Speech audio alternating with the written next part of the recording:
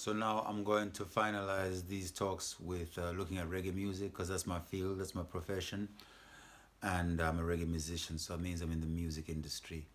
And obviously, when I say reggae music, I don't just mean like reggae as reggae. I mean a Rasta, and also mean Jamaicans. So that also means the whole diaspora. That means Pan Africanism. That means all the people in Trinidad, Tobago, Haiti, the United States. England.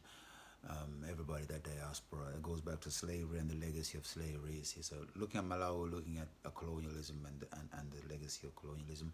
My history actually goes to the slavery thing as well, coming from Nigeria 700 years ago, and were brought to the lakes of shores of Lake Malawi by Arab slave traders, and so it's the same experience. I connect with Jamaicans, and I'm not going to really go into the Jamaican connection here. I will reserve that for the Jamaicans and speak directly to them, and that's why that comes under the whole curriculum that we want to put under CCSR, because that's a dynamic. It's a sub dynamic, if you want to call it that. So the Jamaica and the reggae thing. But what I will say is that reggae as a genre, um, it has been, yeah, and you can't blame it, but you have to blame it more than any other genre. You know, I'm coming from another angle of what Buju Banton said, that reggae music has inspired more consciousness across Africa, and what he wanted to take and give credit to reggae music. He has a point. It's not all totally accurate. But having said that, it makes the case for reggae music even more of a tragedy.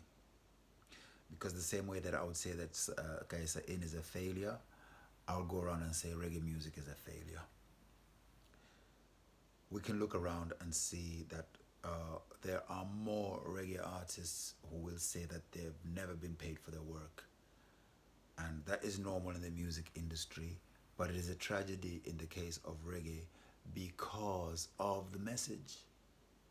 We have a message that says the exact opposite of what the experience has been for a lot of musicians. And also the people who have bought into the idea of what the message is, and all of that, you know. So that is a very important thing for all God-fearing and God-loving people to say that these things, especially now that I've said it, these things are not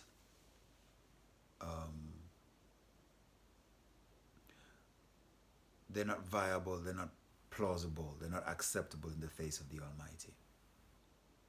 They're not.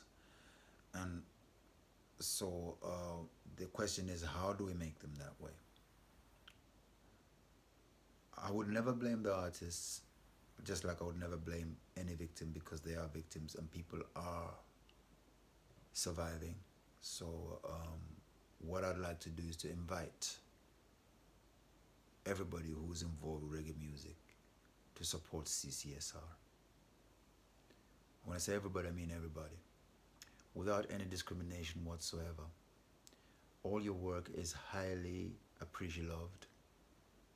CCSR will be the right foundation for you to set up your structures of self-determination according to what Marcus Garvey would have liked to see, and things which I know for a fact Bob Marley was entertaining and representing.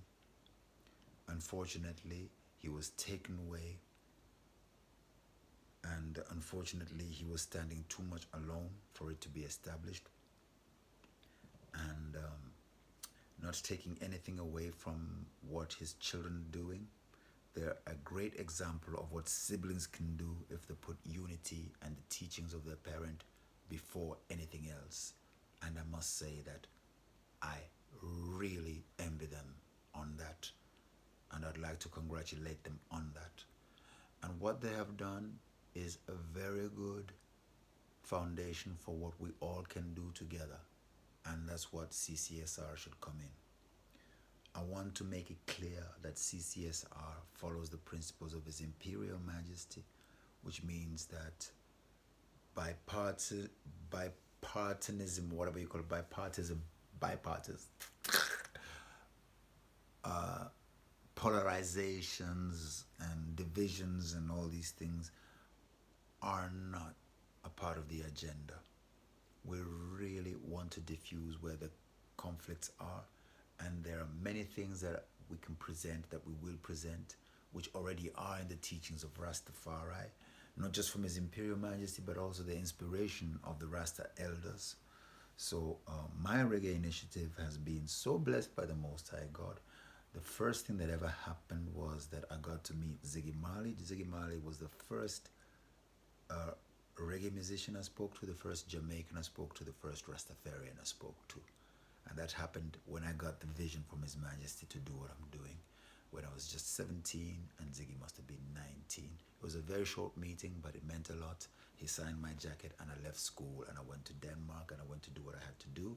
And I will take my presentation of reggae music, I will begin it from how I met Ziggy Marley, so you can see the type of mystics that there are. But after that, one mystic after the other happened. I'm happy to tell you that I was actually anointed by Lee Perry in Barcelona. He actually took oil from his finger and finger ring and put it on my dreadlocks while I was at a concert at the Apollo. So all these things is too much to tell right here. But when it comes to reggae, I see myself as the servant of reggae. To all the reggae artists, I am your servant. I'm a servant of servants. If I do not serve you, it's because I'll probably be under pressure to do certain things. But other than that, I am happy to serve. I love the music. I love the expression. I love the different talents. I love the explosion. I love the lifetimes. I love it all. And I want to see you all come to Kayesa Inn, and spend time with us as we create CCSR. And I am so proud of Burning Spear coming to Malawi. And I want to say to Burning Spear that thank you so much for choosing to give a guitar to our president as a gift. I took that as a very personal gift to myself. I wish my mother, may she rest in peace, was here for me to show her the picture of you giving a guitar to our president, because the guitar has been the source of conflict between me and my mother since the day that I picked that instrument up. We had many arguments, and in one of them she says, but what can you do? You dropped out of school and you've done this and no. Your father's disappointed and no. I got my share of those things when I chose to leave school and follow Rastafari. I said to my mother, Mom, I can play the guitar. And she looked at me and she says, guitar? Can a guitar feed people? Can a guitar find solutions to our farmers? Of course. I just said to my mom, yes, a guitar can do it. So, Burning Spear, I thank you very much for presenting a guitar to our president.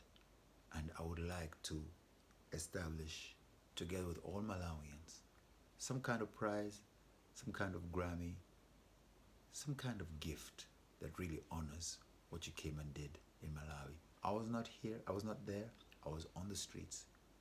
But while you were playing your concert to our people in Malawi, I was playing your songs on the streets of Denmark. And I'd like to thank Ziggy Marley for opening this gate and establishing this bridge, this Ziggy Bridge. I have followed your music and it has been the soundtrack to my project right through. Without you, I wouldn't have made it. When I started this, there were no young people my age following Rastafari. Talking about 88, 89, you were the only young Rasta. We're talking before Bushman. We're talking before Garnet Silk. Way before Buju Banton. Nobody was doing roots the way your father's music had touched me and made me leave school to go follow and help sing redemption songs. I just want to point out of your many lyrics, Ziggy, when you started your solo career, on your album Dragonfly, you have a song called Looking. And you said, in obscurity or fame. And you hit the nail right on the head, as you have done so many times. Thank you, General Ziggy Marley, for being such an influence on my life. And thank you for keeping your family together through these years.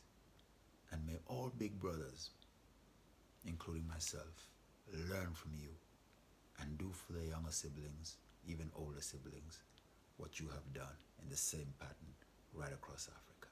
One love, Jah Rastafari. See you on the road from Cape Town to Cairo.